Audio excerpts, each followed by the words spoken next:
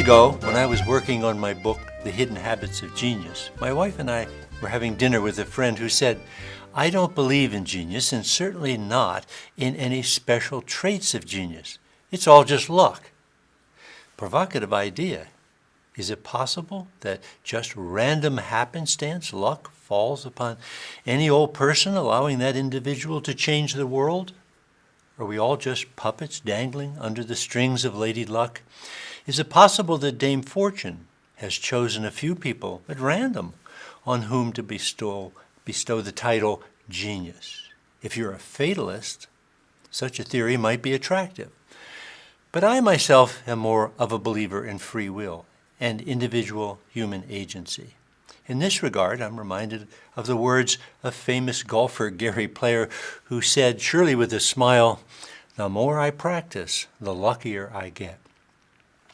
Legendary business entrepreneur Oprah Winfrey went further, saying in 2011, "I don't believe in luck. Luck is just preparation meeting the moment of opportunity," end quote. In other words, good luck is simply a matter of putting yourself to be in a position to capitalize on your opportunity. Here Oprah seems to be borrowing from the ancient Roman senator Seneca, who also said luck is preparation meeting the moment of opportunity. At least that's the way it's uniformly translated on the internet. But if you look at the original Latin, here's what Seneca really said: "Dincunt volentem fata, nolentem trahunt." The fates lead the willing, they drag along the non-willing. In other words, some get themselves to that lucky break more readily than others, which is rather different than what Oprah actually said. Perhaps then Oprah was borrowing from Louis Pasteur, the genius who gave us a theory of germ pathology and pasteurization. Back in 1854, Pasteur said at a medical conference in Douai in northern France, "Dans le champ d'observation, le hasard ne favore que les esprits préparés." In the observational fields, chance favors only prepared minds. So you choose. If you're a fatalist, like our dinner guest, perhaps genius is all a matter of serendipity, perhaps chance. But if you're a believer in free will and human agency, like Winfrey and Pasteur, likely you too believe that we make our own luck. Let's review quickly a couple of instances throughout history of what would seem to be random acts of good luck, but upon closer inspection suggests that fortune does indeed favor those whose minds are prepared.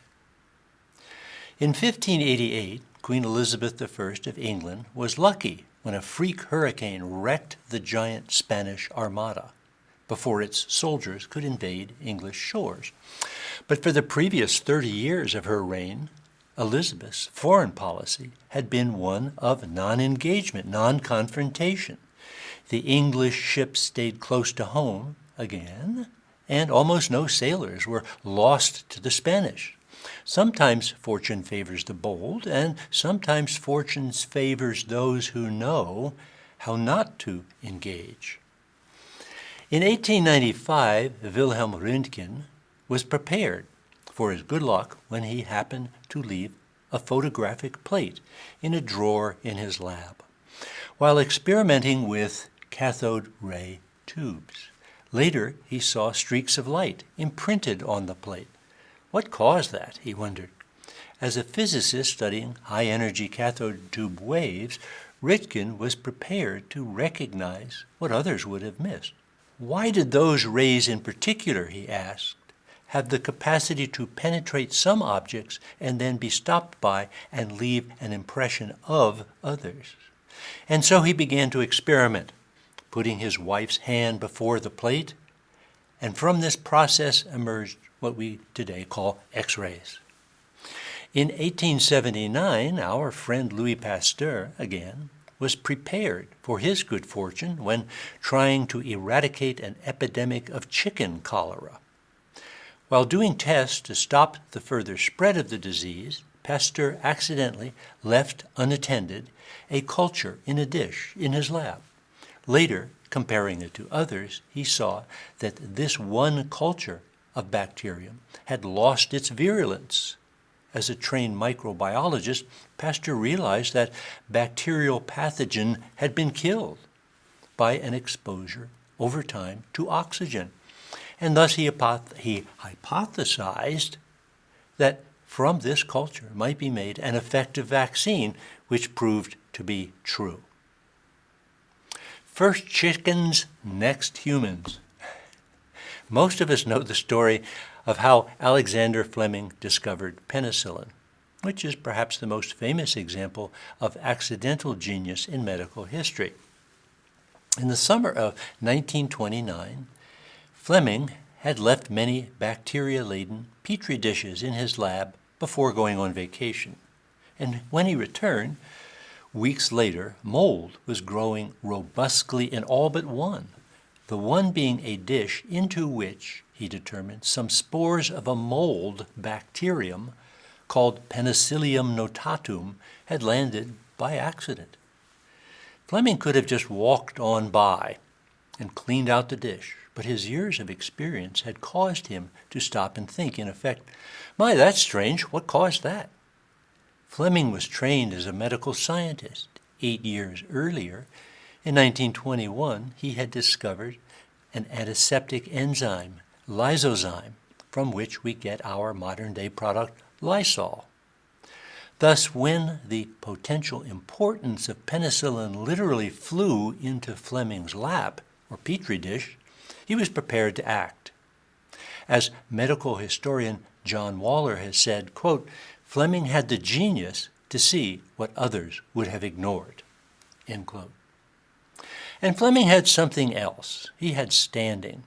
He had worked to earn respect worthy of notice by means of 30 years of research in medical science.